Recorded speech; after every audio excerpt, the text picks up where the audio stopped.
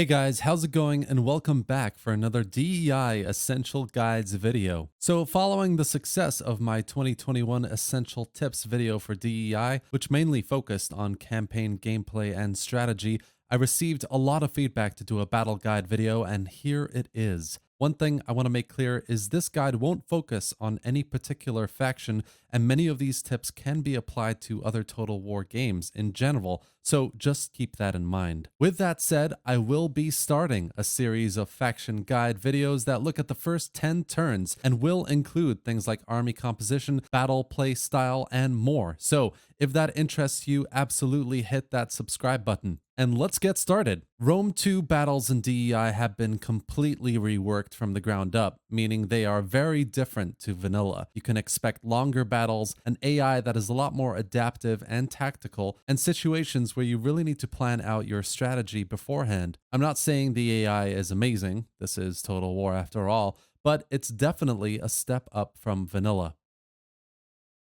So first things first, we need to know what kind of army can counter the enemy. If you don't have the right balance of units against the enemy army, then you're starting off on the wrong foot. What I recommend is when you've started a war with a faction, analyze their army, have a look at what kind of units they usually field in battle, and then start recruiting armies with compositions that will enable you to counter them effectively. If you're not sure where to start, then here's my recommendation for a starting roster. Always have 1 to 2 missile cav units. They will allow you to draw out the enemy away from the main fight, giving the rest of your army some breathing room, especially as Rome melee cavalry units aren't as good as other factions, so try to stick to 1 to 2 missile cav units. Always have 1 to 2 jav units or 2 to 3 slingers and archers. These guys are good at harassing enemy units and are especially effective when flanked around the enemy to shoot them from behind. 3 to 4 cheap spear units are really good to have to keep both cavalry at bay and also flank around when an opportunity arises, so it's always good to have a few of these in your army. Finally, the rest of your army should really be made up of medium to heavy infantry, depending really on what you can afford. These guys need to be able to hold your front line, and a bonus would be if they have good attacking potential. Now again, this varies, from faction to faction, but for barbarians, the general rule of thumb is a balanced roster of spearmen, slingers, and lots of cavalry. For Hellenic factions, you want to bring a mix of slingers, missile cavalry, and phalanx or pikes, while for Eastern and nomadic factions, you can go a lot more cav heavy, as that's where their strengths lie. There are 3 super essential tips in this section that I want to emphasize before I move on in the video. The number 1 rule for army rosters in DEI is quantity beats quality. If you field a larger army at the expense of good quality units, you'll beat any army you face, even if they have lots of heavy units. There's a very simple reason for this. The more you have, the more you can flank the enemy and pinch them, causing morale penalties and ultimately routing armies. Next, an army with more missile units than you can easily be countered with heavy infantry and lots of cavalry. You don't even need to field missile units of your own against them. You need heavy infantry that can soak up their fire and cavalry to counter their cavalry and flank around to take their missiles out. Finally, don't rely on pikemen or hoplites, guys. They have very low killing potential, so you can use them to hold a line, absolutely, but they will crumble if their flanks are exposed, as they are very slow and can't turn effectively. Next up, I want to talk about the 2 key tactics used for DEI battles. Now, these can be applied to any Total War really, but they're especially effective for DEI, and they are the flank and the pincer. The concept of the flank is simple. Morale in DEI is very important, and damaging morale will win more battles than inflicting casualties. So how do you flank?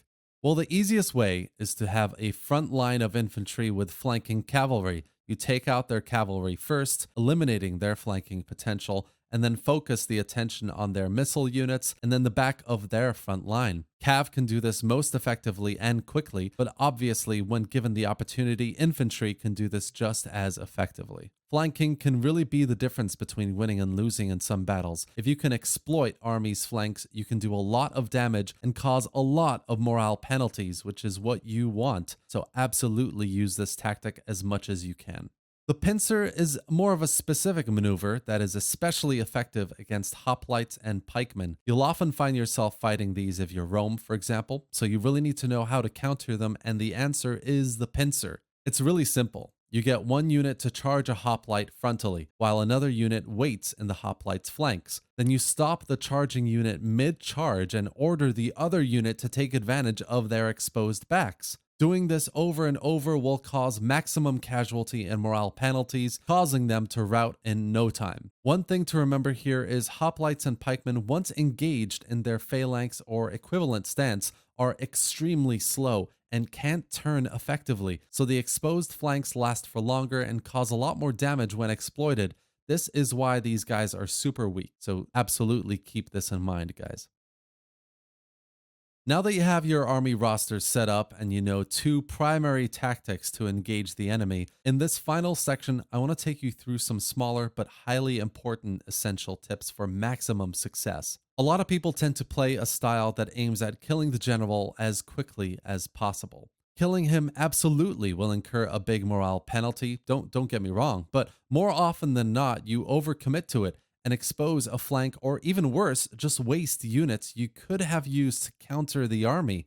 Let the general be, and if an opportunity presents itself, like if you have 2 to 3 heavy cavalry units and you can take him on, or if you have 3 to 4 good missile units that can take him out from range, then by all means, but you want to try and focus everyone on countering the army as a whole. Again, most players think that flanking with cavalry or infantry is the only effective way to flank. However, missiles are far more effective in DEI on an exposed flank than in a frontal assault, so keep this in mind. One thing you can do that is proven is separating your infantry and your missiles into two different lines. Your infantry doesn't need to protect its missile units. You keep them separate. You can have your infantry attack them while your cav draws their cav away, which gives your missile units the ability to flank around to their exposed side for some deadly shots. Another way you can do this is to hide them in forested areas and have your infantry engage them in a way so that their backs are turned towards the forested area. Then, in a surprise move, you can push up your missile units and fire right on to their exposed backs, dealing some killer shots. We've covered this a little bit already, but I wanted to reiterate it. It's absolutely essential.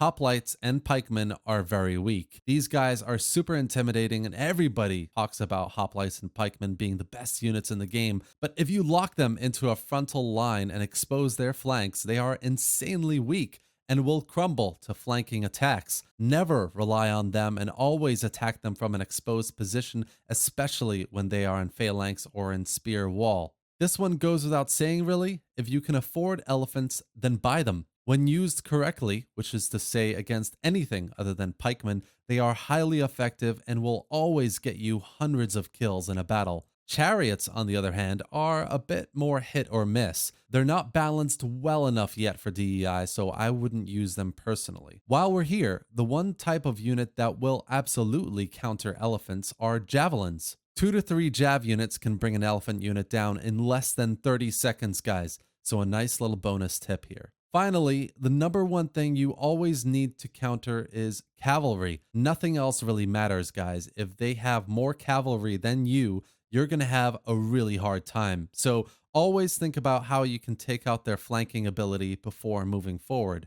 That's it, guys. 10 essential tips to battling in DEI, from army composition all the way to how to beat hoplites and pikemen. With these tools in your belt, you should be able to have a fun and successful time in DEI and hopefully win most, if not all, of your battles. I haven't covered naval battles in this video or multiplayer battles, so please do drop a comment below if you'd like to see videos covering these topics as well, and I'll get right on it. Hope you enjoyed this video, guys, and if you did, give it a like and drop your thoughts and questions in the comment section below, and subscribe to the channel for more Total War guides, gameplay, and news. Thanks for watching, guys, and see you next time.